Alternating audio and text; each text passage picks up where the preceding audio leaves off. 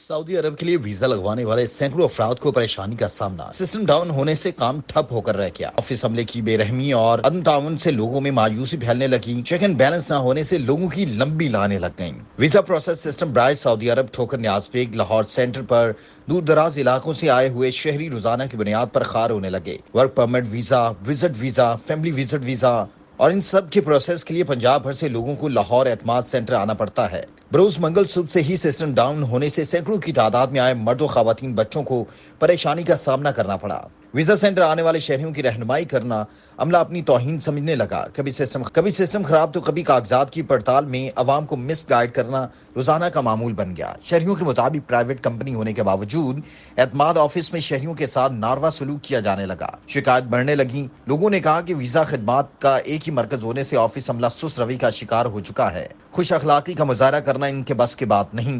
एतमाद सेंटर में आए हुए नौजवानों लंबी कतारें देखकर यूं महसूस होने लगा जैसे कि पाकिस्तान के सारे नौजवान तंग आकर मुल्क छोड़ने पर मजबूर हो रहे हैं। अवाम उन्नास ने वजीर आजम पाकिस्तान मियां मोहम्मद शहबाज शरीफ, वजीर खारजा बिलावल भुट्टो जरदारी और पाकिस्तान में सऊदी अरब के सफीर से नोटिस लेने का मुतालबा किया है। इस सेंटर पर अवाम के साथ होने वाली ज्यादतियों का इजाला किया जाए।